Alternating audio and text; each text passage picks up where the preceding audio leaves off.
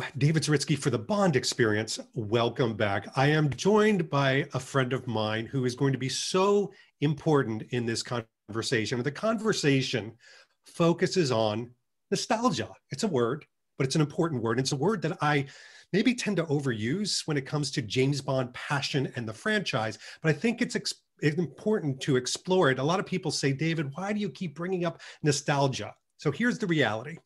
Nostalgia is this behavioral science intrinsic emotion that we all connect to. And it's one of the reasons why when we watch a Bond movie, we get this warm, gushing, great feeling over us. But nostalgia isn't just tied to James Bond. And I've invited basically a historian of nostalgia, the only gentleman that I know that could truly go toe-to-toe in this conversation.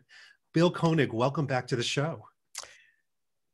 Thanks, David. Great to be here. I was just thinking, it was about a year ago that we last saw each other. That was in Toronto at that Skyfall concert. And that's kind of like the last trip I got to take.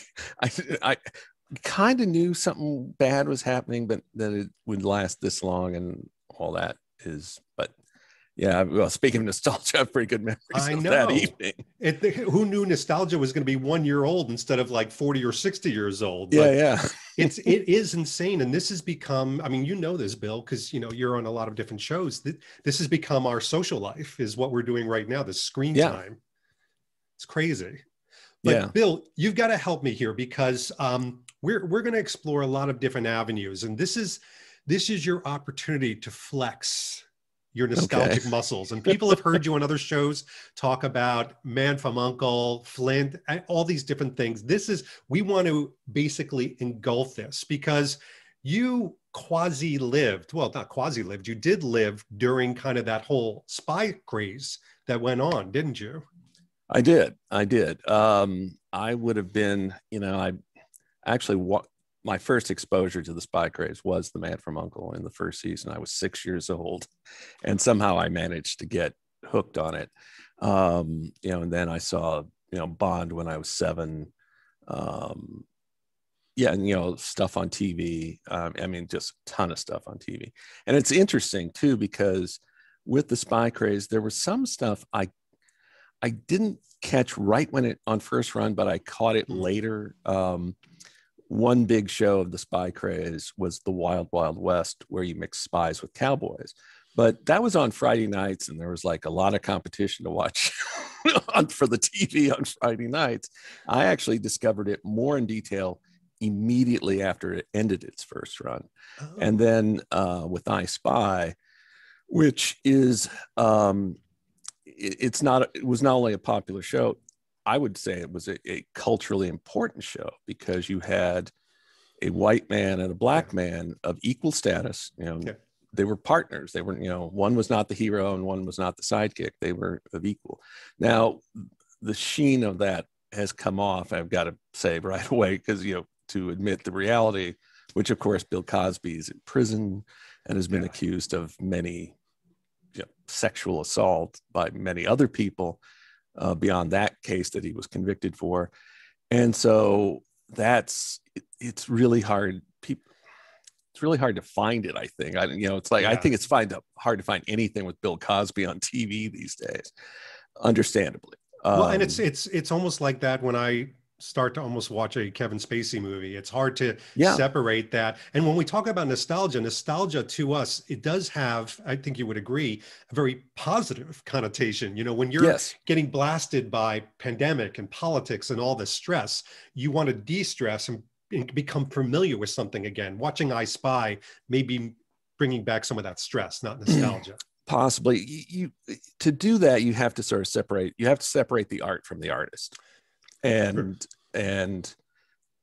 that's easier in some cases than others. And I was going to say about I Spy, it was on first run. It was on like at 10 o'clock. Oh, got to be in bed. So I did not actually discover I Spy until I was in college, like a decade plus later. Oh, wow. And it happened to be on. We didn't have cable, and at night we could get TV stations beyond the usual area. And so there was a station in Louisville, Kentucky that was showing. In fact, they were showing the Wild Wild West at 11:30 and I Spy at 12:30. And yeah, and so it was like, it was summer. I didn't have to worry about classes. And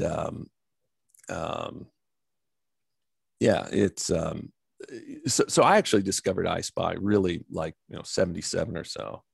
So where does it, because I'm thinking about the Spy Craze, and I've only read things about it. I was born in 1968, so I kind of came on the tail end. But what was the catalyst? What kind of started it? Was it Bond that started it? Even though it sounds like you watched Man from U.N.C.L.E. and then Bond, but for the populace, for the people that were consuming this at the time in the 60s, what was the starter gun that went off?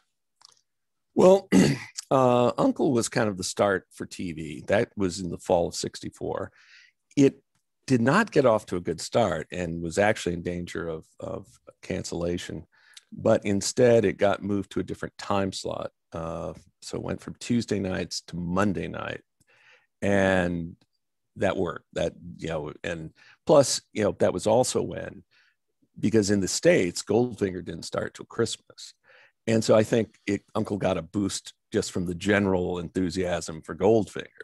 And also it had gotten some help as college students were kind of coming home for the holiday break. I think that helped the ratings as well. So it became a thing. And then it really took off in the fall of 65 because CBS had the Wild Wild West, NBC had I Spy, and they had Get Smart. Now, Get Smart was, the story goes is that executive at the production company said, well, let's see, James Bond's popular, Inspector Clouseau is popular. What if we combine those two concepts? And it fell to Mel Brooks and Buck Henry to actually turn this into an actual script. And funny enough, it was originally developed for ABC, but the ABC executive did not like the script because the joke, or the big joke at the end, Maxwell Smart's going up against Mr. Big, and Mr. Big turns out to be a dwarf. And it's like, and just the ABC guy hated it. And so Mel Brooks was like at one of his hangouts, and some pal of his from NBC sees him and says, Mel, what's the matter? Oh, they didn't like our pilot, and just it's not gonna get made now. And the NBC guy said, well, let's see it, because as it turned out, NBC had Don Adams under contract, and NBC was paying him until he got a show. And so then the NBC guys look it over and said, well, yeah, let's. So they authorized the money for a late pilot because it was past the time pilots were normally filmed. And the script was retooled for Don Adams because bits like, would you believe, actually predated Get Smart. They were part of, Don Adams' comedy routine. So it was like a catchphrase of his. Oh, yeah. Because if you go to YouTube, I'm trying to remember how it's a clip. There was this situation comedy, the Bill Dana show. Bill Dana is Jose Jimenez, and he was like a bellhop at a hotel, and Don Adams was the hotel detective. And there's this business. Anyway, in the clip, you actually see Don Adams go, "Would you believe?" And it's the whole shtick. It was settled then. I mean, this is like a year or two before Get Smart. So they work in, would you believe, and some of the Adams, Don Adams routines into the script. So yeah, and so yeah, 65. I'm trying to think what else. Mission Impossible came along in 66. Mm-hmm. And it ended up being the longest lasting of those Spy Craze shows because it ran for 7 seasons. So it ran into the 70s. I'm trying to think. And there were like other, short-lived things. There was a show called Blue Light, which starred Robert Goulet, and it was a World War II spy show. It was a half-hour show. Originally in TV, dramas were a half hour, which was a carryover from radio. And by the mid-60s, the half-hour drama was kind of, struggling. So like Blue Light is like one of those in that, they're still doing it, but it's not the hour format had become kind of the preferred format for dramas. So I got to tell you something. This is a crazy conversation because, and again, I'm thinking nostalgic. When I was about probably 6 years old, so this is the early 70s now, I would come home from school and both my parents worked. So I would go to my grandmother's house, which is right next door to our house. And I would have a snack. She would make me a snack and I would immediately, of course, it's the early 70s, I would immediately start watching TV. My lineup every single day was the Abbott and Costello show. And obviously these were reruns, the 30-minute, in front of a live audience type thing. Get Smart, and then Mission Impossible. Wow. That was my lineup before my parents walked over to the house and procured me back. And so I'm here to tell you, because my first Bond movie was The Spy Who Loved Me. We saw it in a theater in Atlantic City. I saw Get Smart and Mission Impossible before Bond. Wow. I mean, it's crazy to think that, but Get Smart to me was kind of the foundation that I knew. And it was just it was an amazing show. Well, and Get Smart, Get Smart won Emmys. Don Adams won at least one, and maybe more. And Buck Henry and a guy named Leonard Stern, they won one. There's a video. The title of it is Barbara Baines' First Emmy. So this is the 1967 Emmy show. So this gives you an idea of what the Spy Craze was like. So on this video, it's highlights of the 67 Emmy show. So you see Barbara Bain of Mission Impossible win for Best Dramatic Actress, beating out Diana Rigg for The Avengers. And then Martin Landau and Barbara Bain, who were married at the time, they then present the Comedy Writing Emmy. And the winners were Buck Henry and Leonard Stern for a 2-part Get Smart. And it's pretty funny because Buck Henry goes up and he says, first he says the kind of standard things, it's really great writing for Don, Barbara Feld, and Ed Platt. And he says, and for continuing inspiration, those zanies at the CIA and FBI. And then he walks off and like Leonard Stern's still standing there. And then, Stern had pretty good comedy timing himself. He said exactly what I was going to say. Good night, everybody. And then again, on the same collection of highlights, Bruce Geller, the creator and executive producer of Mission Impossible, wins the Dramatic Writing Emmy, beating out Robert Culp for an episode of I Spy he had written.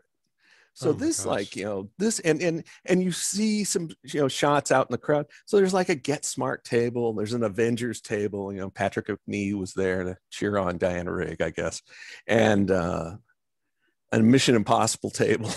Wait, so Bill, you would know this.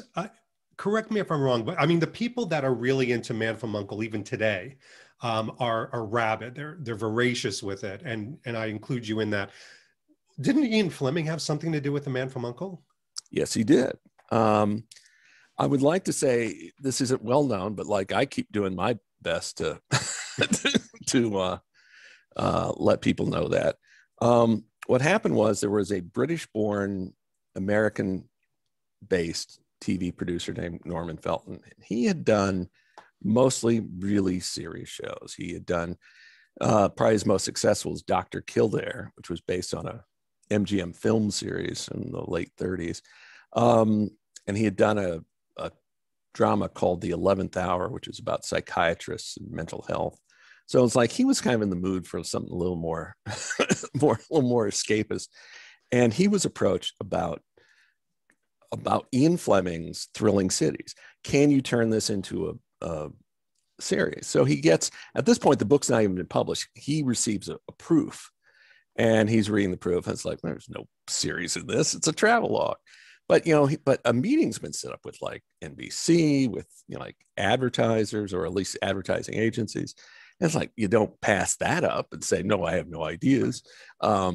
So he ad-libbed a pitch, which was about a mysterious figure who's really a spy and all this. And they quickly cut, and part of the pitch was, you see that guy over there? What if I told you he's a spy? And, so that was how he got into it. And they thought, well, that's great. But if you could get Ian Fleming involved, we will put the show on and you won't even have to make a pilot. Now that was rare then, it's still rare today. Yeah. And a pilot, for the uninitiated, is a one-off production. It's basically you make it and the network decides whether they're going to buy it or not as a series. So Norman Felton had meetings for 3 days at the end of October of 1962. And he had trouble getting Fleming to concentrate on what they were there for. They were like, the meeting was in New York, I assume because it's, halfway between LA and London. Right. And, like the first couple of days, Fleming's doing a lot of walking and Felton's walking with him. The walking was part of his regimen to try and recover from the heart attack he'd had earlier in the year. And so finally Felton decided he had to do something. And so he borrowed a typewriter at his hotel. He types out a bunch of ideas and he finally shows them to Fleming. And Fleming says, oh, well, some of these are good. Can I have them? No, you can't have them. They're my ideas. So Fleming said, let me have a look at these and I'll get back to you this afternoon. So Fleming comes back and he is like handwritten ideas. For you kids out there, there used to be these things called telegrams, and and like you would phone it, you have a message and it would be delivered on a little slip of paper. So anyway, Fleming had written his ideas on 11 telegram blanks. And I've seen photocopies of them. And boy, I tell you, Ian Fleming had really hard to read handwriting anyway. But Felton's idea was for a character named Edgar Solo. Fleming came back with Napoleon Solo. And supposedly, Felton in 97 did this long interview about his career. And I've seen the segment concerning The Man from U.N.C.L.E. So we only have Felton's word on this, obviously. But Felton quoted himself as asking Fleming, well, Napoleon, why Napoleon? And that supposedly Fleming replied, well, it goes good with Solo. And the telegram blanks, a lot of it is, characteristics for Solo. One idea Fleming had was that Solo liked to cook. The phrase was he likes a coppery kitchen, was Fleming's exact words. Okay. Anyway, so Fleming delivers his ideas, but it's very clear Fleming is never going to do the heavy lifting on this. So a writer-producer named Sam Rolfe, he worked for Norman Felton on The 11th Hour. Felton turned to him and, can you work this up? And he did some pages and so these are good. Can you do more pages? So eventually there's a, 40-page, maybe series proposal. And what Rolfe didn't know was that the title page was changed to say Ian Fleming Solo. But there's very little Ian Fleming in that presentation. It's Sam Rolfe. Oh, wow. because Rolfe expanded the organization. The whole concept of the secret headquarters and all that is Rolfe. And Rolfe had proposed this show he called, I think, St. George and the Dragon, that didn't sell, but he was reworking some of his St. George and the Dragon ideas into this presentation. And I have a digital copy of that presentation. And, it's like part short story, part descriptions of characters. One idea that Fleming had was for a Moneypenny type secretary named April Dancer. Now, this character ends up, first at one point, Rolfe renamed it, and they end up really not having that character anyway. But save the April Dancer thing, because I'll get to that in a minute. So, eventually, Fleming falls under pressure from Broccoli and Saltzman. They do not like him, in their view, moonlighting. The way I look at it is, those original meetings with Felton, at that point, Dr. No had just come out and was only out in the UK. It didn't come out to most markets till early, January of 63. It was a different business then. So I'm convinced that Fleming was just looking to diversify, his revenue stream. Yeah. And plus, a friend of his is named Eric Ambler, a very successful novelist. Fleming kind of did a wink and a nod to him in the From Russia with Love novel, because he's got an Eric Ambler novel with him on the flight down to Istanbul. Ambler had this deal for a show called Checkmate. Ran from 60 to 62. It was like two dashing private detectives, and they rely on help from avuncular Sebastian Cabot as a criminology professor. And it was billed as being created by Eric Ambler. But I've looked through the list. There is not a single script with Eric Ambler's name on it. Gosh. I think that's the kind of deal I have theorized. And of course, there's no way to know. I've theorized that's the kind of deal that Fleming wanted with Uncle. Mm-hmm. And I also suspect if Fleming had lived beyond August of 64 and had never exited the project, I suspect Uncle probably would have been pretty similar to what we got, except that Fleming would be getting a cut of the money. Yeah, exactly. But anyway, but he's under pressure from Broccoli and Saltzman. I think it's June of 63, he signs away his rights for £1 British. I've got an electronic copy of that letter. And I've also read letters. I transcribed some. I have it on one of my sites, where Fleming wrote to Felton, kind of sort of like, sorry about that. But good luck on the show and whatnot. So, but Fleming did. Then Fleming's other contribution to the canon, if it will, is that after Uncle becomes a success, there is a network executive, and he has a wife who's a writer, and she is really leaning hard on her husband. You ought to have a second Uncle show, and it should have a woman agent. And she had a great name. Her name was, I forget, she would have a proper first name, but she would have the nickname Cookie, and she would be known as Cookie Fortune. And Felton and Company are resisting this because they really don't want to do it. They don't want to do another show. And at one point they counter propose, well, what if we have two shows? We'll just call them Uncle and we can mix and match the agents. No, we want a woman agent. So a writer named Dean Hargrove, who had emerged as one of the main writers on The Man from Uncle, was given the assignment of doing the pilot for The Girl from Uncle. And it airs as an episode of The Man from Uncle. Solo and Ilya get incapacitated, so the woman agent takes over. But then came, what do they name her? Well, there was no way. We are not going to call her Cookie Fortune. We are not going to do that. So, but Hargrove had access to the Fleming material, and he spots the name April Dancer. He said, that is better than Cookie Fortune. And so it was. So now the problem with the Girl from Uncle was, they really didn't believe in the concept. And I think there was also network interference. It was going to be on early in the evening. It was going to be on at like 7:30. Oh, we can't have too much violence. And it's also a lot goofier. It's that Man from Uncle went goofy that same season as well, but it's just worse on The Girl from Uncle. And I argue that April Dancer looks bad because this is the same season that ABC imports The Avengers with Diana Rigg. Oh, right. And it's like, April Dancer against Emma Peel.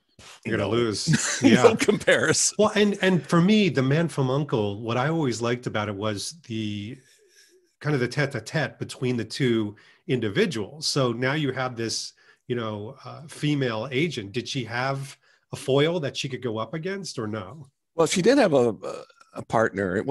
You didn't have that dynamic. You had Noel Harrison as Mark Slate, who was, and I think they were influenced, David McCallum was Scottish. Hey, let's get another UK guy. So they got Noel Harrison, the son of Rex Harrison, and a performer in his own right. And you know what? And actually, they did have a good relationship. It's like it was sort of like brother sister kind of thing. They did not do the romantic tension thing, which every time you see it, like leads with a man and a woman. Oh, will they get together? Like they avoided that. Thankfully, it would have been wrong had they tried it. Part of it also, I mean, but part of Stephanie Powers was cast. It had been Marianne Mobley in the pilot, but Stephanie Powers was April Dancer, and they one problem was that it's a goofy show, and Stephanie Powers and Noel Harrison kind of let it get to them, and so they started like goofing around.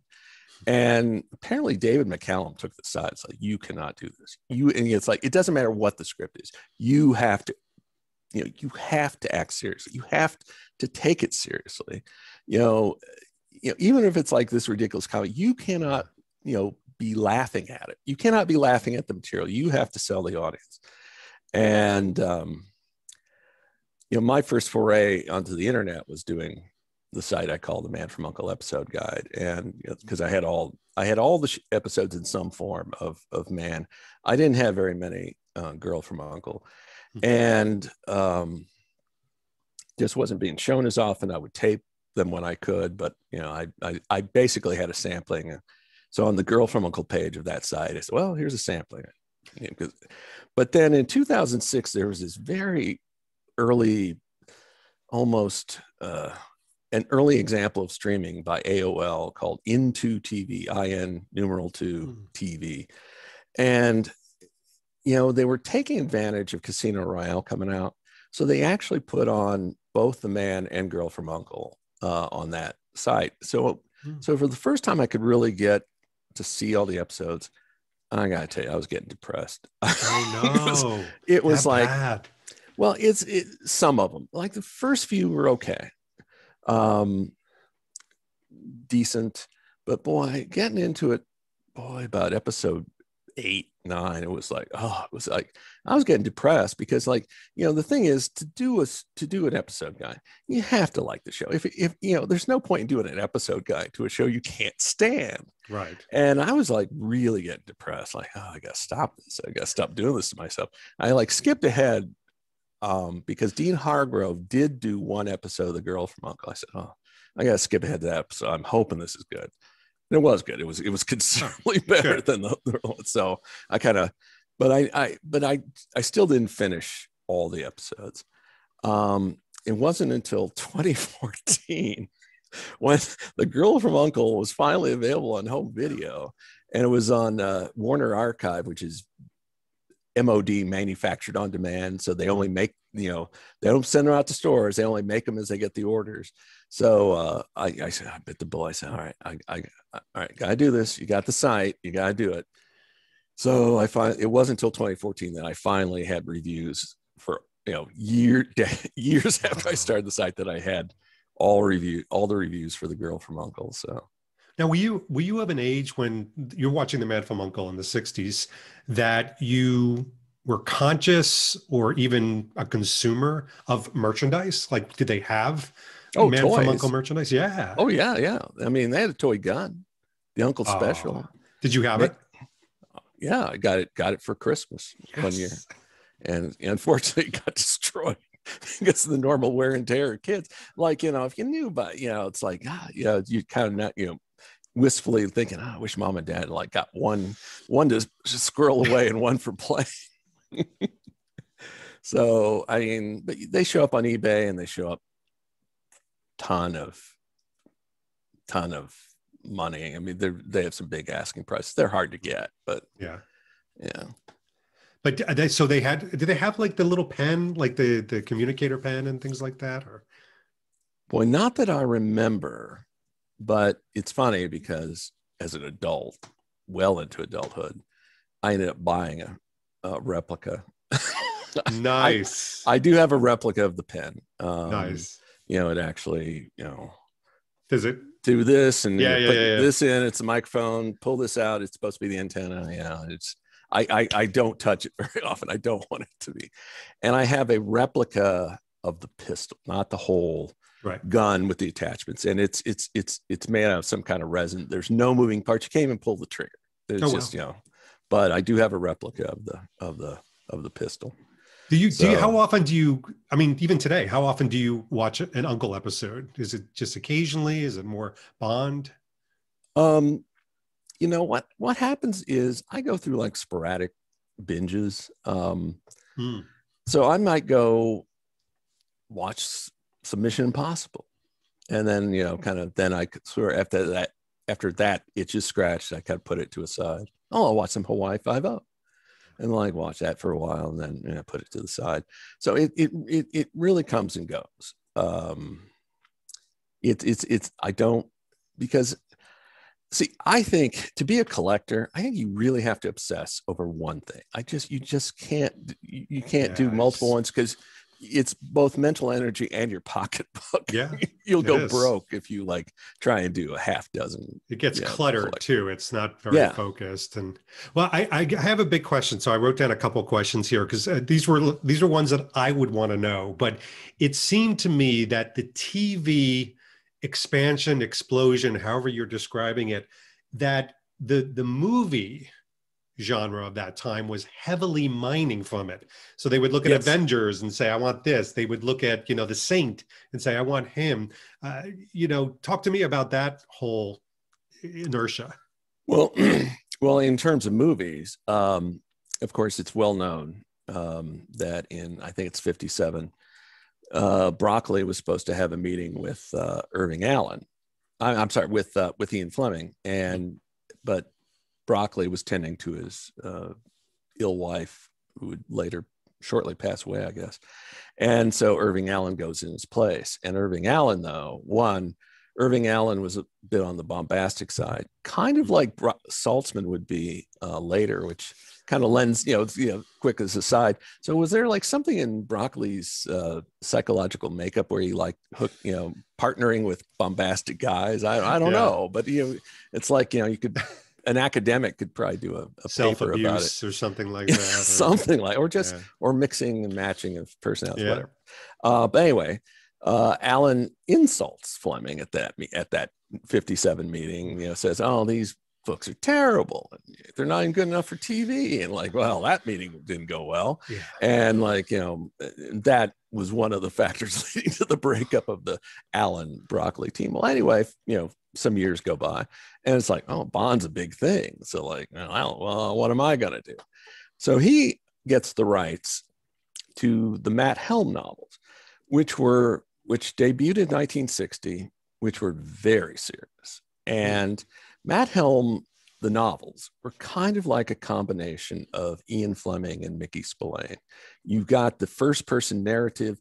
The reader is seeing things through Helm's eyes. It's all that way. And I like him a lot. But what the author's name is Donald Hamilton. What he would do is, you've got, in some cases, as fantastic as anything Fleming did, but but you get sucked into it through that personal prism, and like you're sucked all the way through the story. And I remember one time I was rereading one for the umpteenth time, and suddenly, like in the middle of it, suddenly it hit me. It's like Helm is like having a machete fight with an ex-Nazi. There's a stolen rocket in the background.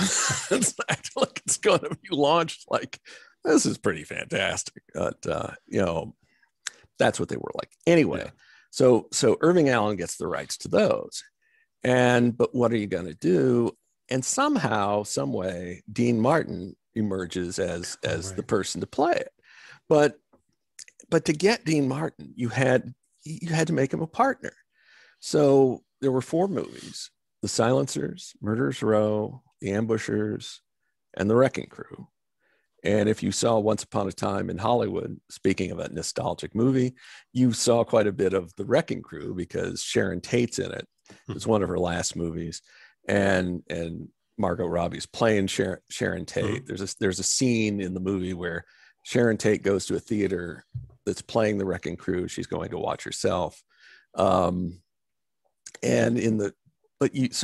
way it is in the movie, you have Margot Robbie as Sharon Tate, but but they are showing the actual Wrecking Crew film Mm. up on the screen. That's really Sharon Tate you're watching in the movie within the movie. Right. But so anyway, Dean Martin had to be a partner. If you look at the copyright notices, now you're saying, who reads copyright notices? Actually, I do. Of course. Well, because it's one way of actually sort of establishing the ownership. I pick up little details that way. It's, you know, it's anyhow. It says Meadway - Claude. Meadway is MEADWAY. Claude, you know, Claude. Meadway was Irving Allen's company. Claude was Dean Martin's company. So they say like Meadway, Claude, number 1, number 2, etc. So Dean Martin ended up getting compensated more for the silencers than Sean Connery got paid for Thunderball. But, you know, Dean Martin, he made it all on the back end, is where he got the big money, because he's getting percentage of, I think it might have been the gross. Anyway, so he's like making over $1 million for the silencers, which did fine, was solid, but was not anywhere close to Thunderball's, you know, global box office. Needless to say, Sean Connery got wind of this and was not happy.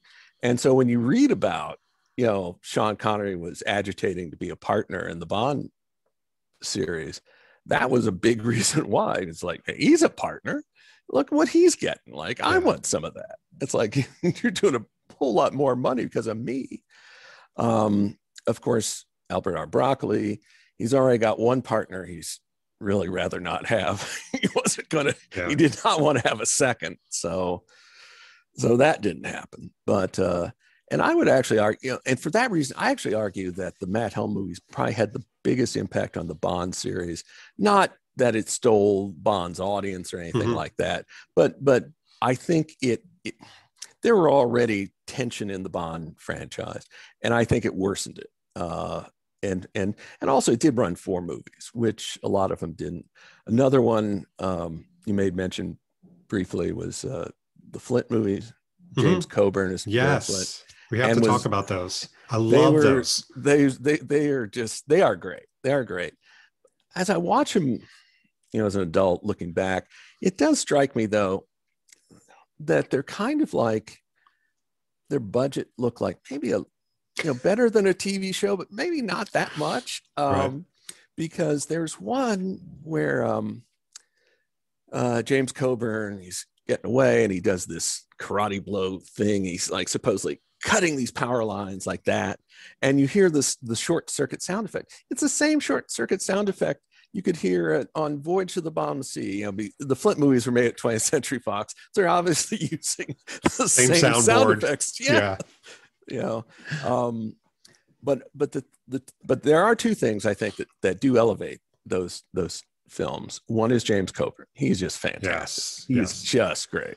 Was that after The Magnificent Seven? Was that? Oh yes, yeah. Okay. Magnificent Seven was 60. This was, I think they made it in 65, and it copyright notice. It has a 65 copyright notice, but I think it was actually released in 66. And then the second movie was 67. But anyway, he is great because and that's harkening back to that McCallum remark about you have to take it seriously. It's like, it's a joke, but you don't get the impression that he's making fun of it. He is like playing Derek Flint. And it's like, and one of the favorite scenes is in the first movie. For those who haven't seen it, Derek Flint was once an intelligence agency, and he's off he practically has a harem. He's living with 4 women. Yeah. And there's these band of criminal scientists. They found a way to control the weather.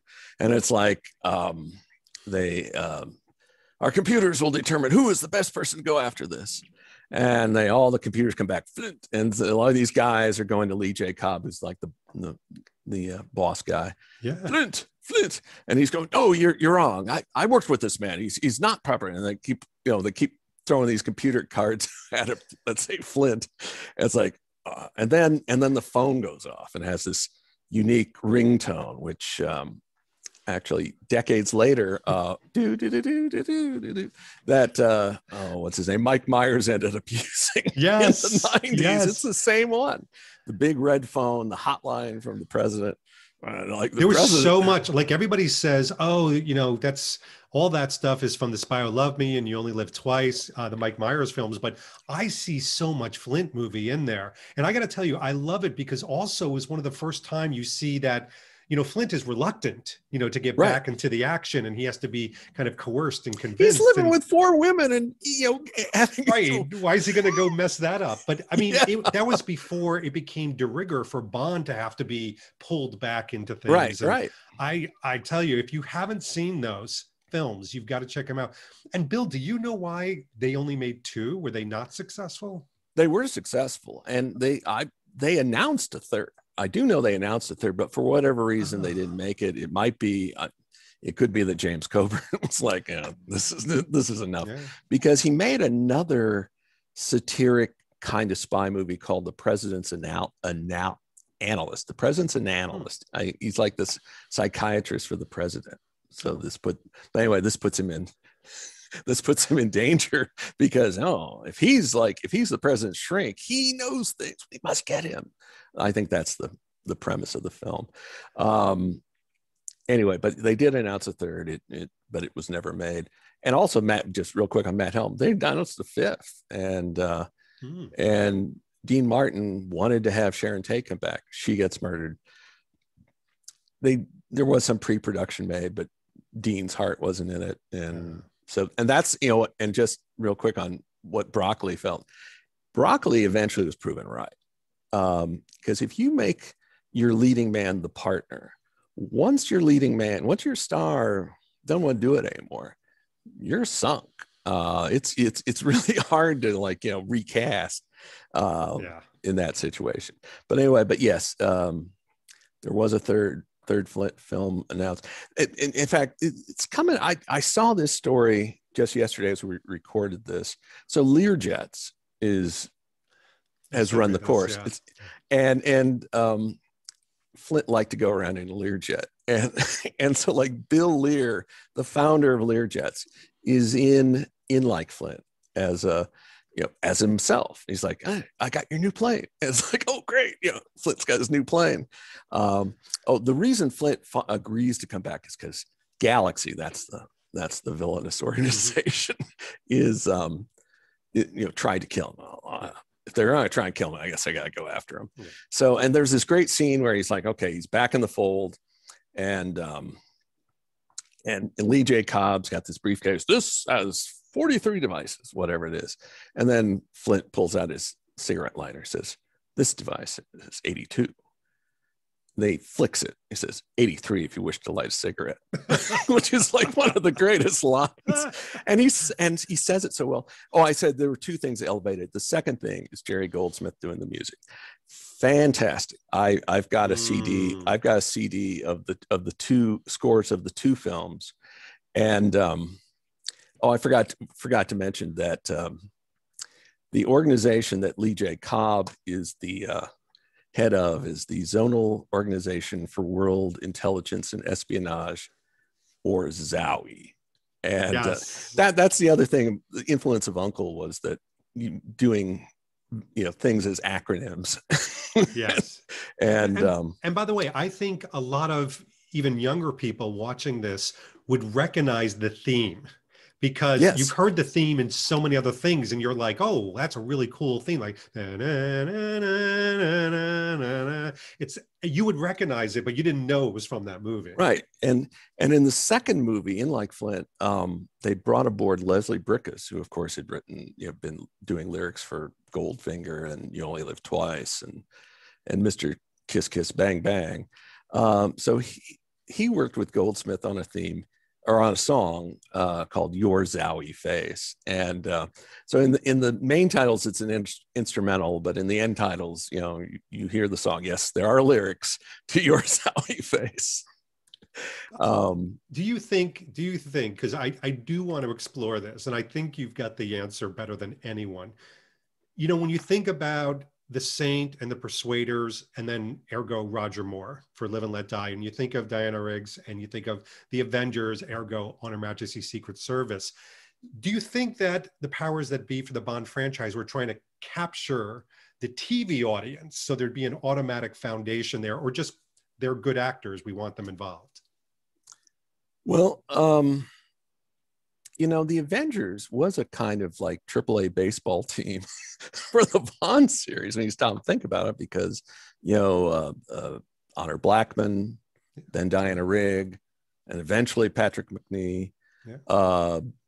With Joanna Lumley, it went the other way. She was one of the Angels of Death and On Her Majesty's Secret Service. And there was a revival of the Avengers in the 70s where she was the female lead, called The New Avengers. Didn't even know that. Well, it didn't get a lot of visibility here in the States. It was on in England circa 76, I think, but it wasn't shown here in the US until 79, and it was on CBS, but not in prime time. It was on as part of the CBS late movie on Friday nights, and and it's like, wow, this is great. I didn't know this existed. So that's when I watched it. Was as part of that. So anyway, so yeah, I mean, well, also with the Avengers was sort of a natural. I mean, it's made in England, and I mean, it's not just those lead actors. There's a lot of the character actors. I forget the guy's name. He played Vargas on Thunderball. I mean, he's at the Avengers in at least some episodes, and what's his name? Julian Glover's in The Saint a lot. Lois Maxwell's in The Saint. Oh, that's right. Yes. Because in the summer of 79, I'm sure CBS did this because Moonraker was coming out. They were showing The Saint as part of the CBS late movies. And it's like I turned it on one night and there's Roger Moore talking to Lois Maxwell. Whoa, but they're really young. Yeah, it just didn't make sense. Yeah. I saw that footage. I did. But yeah, a lot of characters and crew people. There was a director of photography, and I can't remember his name. He was like in the 80s. Oh, man. I'm drawing a blank. But the guy who was the director of photography for like For Your Eyes Only and Octopussy.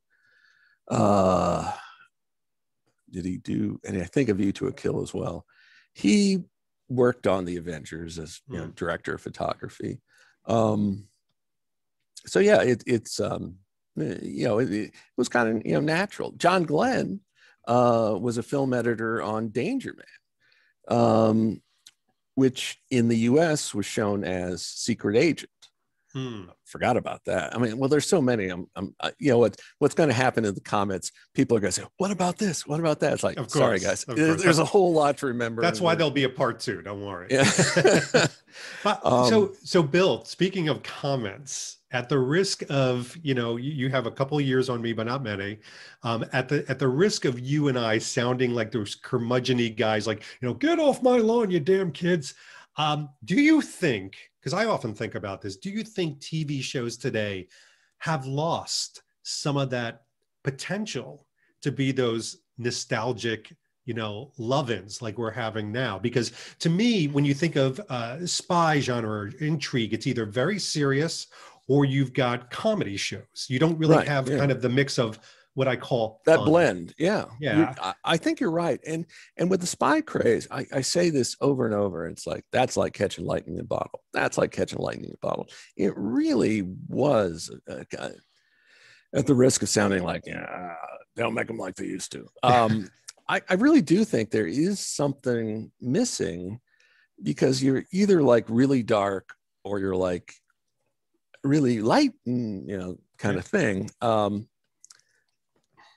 It was just,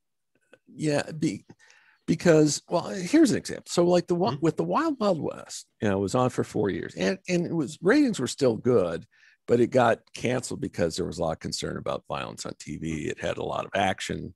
I would argue that's kind of comic book kind of action, but anyway, it got a reputation as being a violent show. So CBS threw it overboard essentially. So 10 years after it was canceled, they had, the Wild Wild West revisited. It was It was a TV movie. It brought back the original leads, Robert Conrad and Ross Martin. And while there's some entertaining scenes, it was just way, way too light because, again, going back to the idea, it's like, doesn't matter how preposterous it is, you have to act like you believe it. And there was just too lightheartedness in the Wild Wild West revisit. It was too much of a comedy. And they did another one called a year later called More Wild Wild West. It's even worse in that regard. Oh. And I finally bought them just to, because I had all the series. So I was like, well, I'll get them. But it shows, even when you have like the original actors, it's really hard to duplicate. In '83, there was the Return of the Man from U.N.C.L.E. TV movie. And it's better than the Wild Wild West revisited, but there's still some, it's just, there's just something kind of off about it. Yes. Because you spend like the better part of an hour, just getting Solo and Ilya back together, and they're back together for a few scenes, and then they separate, work different ends of the case. And so when they are together, I mean, both Vaughn and McCallum were just fine in that. And then I would say they went too far. I mean, because of course you have George Lazenby as JB, and he's driving an Aston Martin DB5. And for trivia, I checked with someone associated with that production. So I said, when did Lazenby film his scenes? And I got back an answer. It was, he arrived in Las Vegas on December 1st, 1982. He filmed his scenes on the 2nd and 3rd. It's a small role, so that's all they needed him for. So Roger Moore was filming Octopussy scenes that same time, apparently with Louis Jourdan. What I don't know was Connery filming scenes for Never Say Never Again? Probably, because Connery's in most, so much of the movie. So there's probably a pretty good chance that all three of them, the first 3 film Bonds, were working the same days. Oh my gosh, can you albeit imagine? In different time zones. But I don't know for sure. I asked around, and if anybody knows, they're not getting back with me. Yeah. Why? So, all right, here we go. This is a big modern question. Why is it that if you have this nostalgic egg that you can feed off of, why do they, when they modernize these things, the Avengers movie, oh my gosh, just start naming them, even Get Smart, they modernized it. Wild Wild West with Will Smith. Yeah. Why do they get it so wrong if they have this nostalgic egg to feed off of? I think part of it is people want to say they want it to be theirs and not just somebody else's. Get Smart's a case. I thought the casting was pretty solid. But for one thing, they insist on doing like origin stories. And it's like, and with Get Smart, that is like the most unnecessary thing. Maxwell Smart, you don't explain Maxwell Smart. Maxwell Smart just is. He's like a force of nature. It's like, yeah, you can explain why the wind works, but all you need to know is that the wind blows. Yes. And so like Maxwell Smart. So and they came up with, it's like, what was it? If I remember right, Maxwell Smart used to be overweight. He had self inferiority complex or something. And then he lost a lot of weight and then he became an agent. It's like, all that time spent, like, no, just cut to the chase. Just get Maxwell Smart stumbling and bumbling and getting his guy. That's all you need. And if you look at those 60s shows, and it's true for Bond as well, it's like they don't spend time explaining how they got to be how they are. They are, Bond is like a top agent. There's a line in Dr. No, he says he's had the Beretta for 10 years. So he's like, he's been an intelligence agent for about a decade. And like, the Man from U.N.C.L.E., it's like, they don't explain what he's top agent. Let's go to it. And that was 50% of the movie was them kind of getting together, so to speak. Yeah. And even Batman, Adam West Batman. Now it was, intended as a comedy, obviously, but Right. it's like Batman's established, the hotline's installed, and the Riddler was in the pilot, and it's established, Commissioner Gordon or somebody says he's your arch nemesis. It's like we know they've tangled before, and it's like Riddler's bad news. That's let's just go, and that's what those 60 shows did. They were fully formed people. Yeah, and even. I was about to give a non-spy, but I won't go there. It's just. By the way, speaking of Batman, you and I had a great conversation just on the phone, not doing this, recently about the bad gadgets and how much we love the bad gadgets. And you were actually like, yeah, but the best one was in the Batman movie. Do you remember the 4 bat sprays that he had? There was shark repellent bat spray because that's the one he needed. He had whale repellent. He had barracuda repellent. Yes. And he had manta ray repellent. That's right. And it was in a tray or display, and it said oceanic repellent sprays. Just in case. That's right. Be prepared. And I love that show. Oh my gosh. Yeah. So, and by the way, speaking of nostalgia, my brother, who's a very accomplished dentist, ergo professional, loves Batman so much. His collection of Batman stuff rivals my James Bond collection. Okay. And because that was another thing. We would come home from school and, Batman, was always in our rotation, and then if you were lucky enough, Bill, and you remember this, you saw Batgirl drive on the front of the beginning. You're like, it's a Batgirl episode. It's a Batgirl episode. Yeah. It's all good. 3rd season. Yeah. Yeah, exactly. Well, I saw that pilot first run on ABC, and it. When Jill St. John fell into the atomic reactor, holy crap! Like, yes. I was 7. I was, that was like the right age to see Batman and view it as adventure, because by the time you're 9, you're starting to it's starting to look a little creaky to you. Because I remember a conversation with a late friend of mine. He was 2 years older than I am, and he said, "Oh, I hated Batman." I said, "How could you hate Batman?" And he said he was just viewing it from just that little bit older, kind of ruined it. I mean, what the hell? I'll tell the story. So in 1986, at that point, Adam West and Burt Ward would go to like car shows and things in costume. And this was in Indianapolis. Yeah. Warner Brothers, that was before Warner Brothers went into pre-production on the 89 Batman movie. And it's like, once that happens, like, guys, you can't wear those. Can't wear that. That's intellectual property. But then they were, and then they could.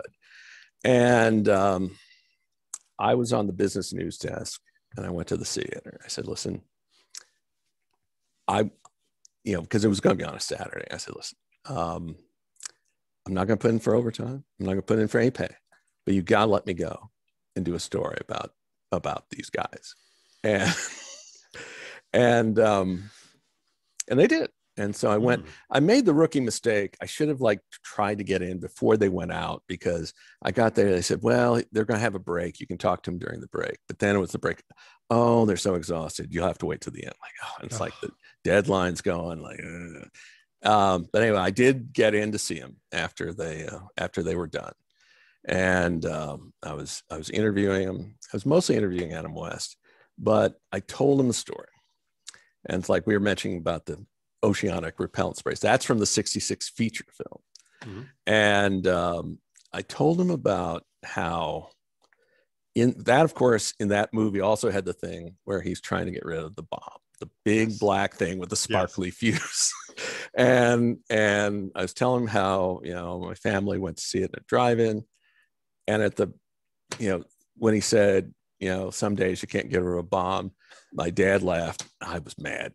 Like, how can you laugh at this? It's like he's trying to get rid of the bomb.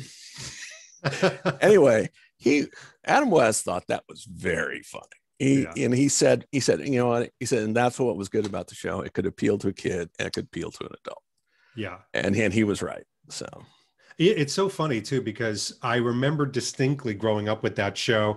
I had the Mego dolls. Remember Oh the yeah. kind of 6.5 inch dolls with like real clothes. And my brother always would get the Mego Batman, and I would always get the Robin. And we would pretend he would always be Batman, I would always be Robin, and we were totally fine with it. But that show to me when I was growing up was not a comedy, and it wasn't campy. It was dead serious. And then when there were cliffhangers, I Oh was yeah. like nervous. I was like, I think this is going to be it, as a small mind. But then, of course, Right. now it can mean so many different And, things. and you had to wait a whole 23 and a half hours to see how it turned out. I know. It It's kills like, it us. seemed like an eternity.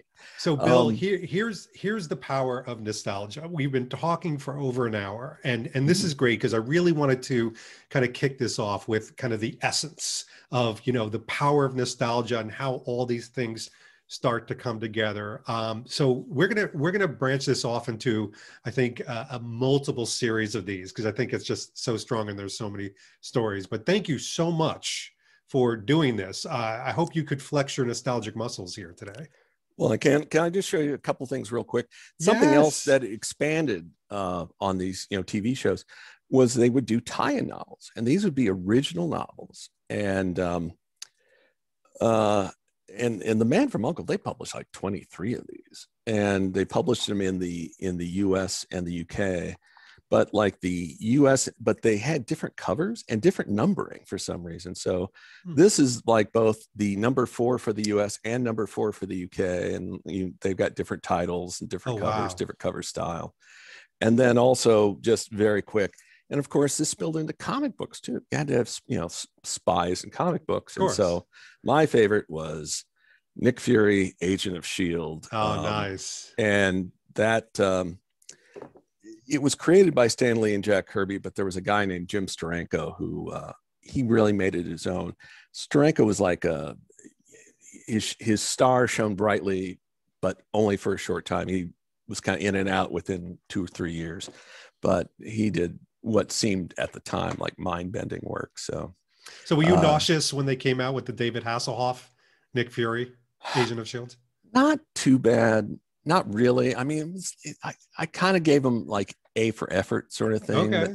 Not my choice, but there were some elements of it that were like, okay. I mean, I've seen worse. I mean, there was like this one version of Captain America in the 70s that was. It was the Roger Corman version of Captain America.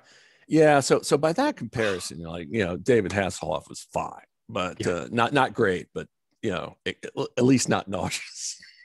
Yeah, that was the one where Captain America was wearing a motorcycle helmet. He put his shield on the front of a motorcycle. Yeah, and whatever. It was painful. It was painful. Yeah. Well, we're going to come back and do this again because there's so much more to talk about. I mean, there's decades and decades of this type of conversation. But Bill, thank you so much for joining. Thanks for having me. I really appreciate it. I had a lot of fun. It goes quick, doesn't it? Yeah. When you talk about nostalgia. Yeah. And this has been David Zaritsky for the Bond Experience. We'll see you all real soon. Take care. Thanks for watching this episode. If you want to be up on the latest from the Bond Experience, just click on this subscribe and subscribe to our channel. You're going to get all the latest and greatest information, plus some exclusive content. And by the way, speaking of content, here's something especially for you, just because we know you. Talk to you soon.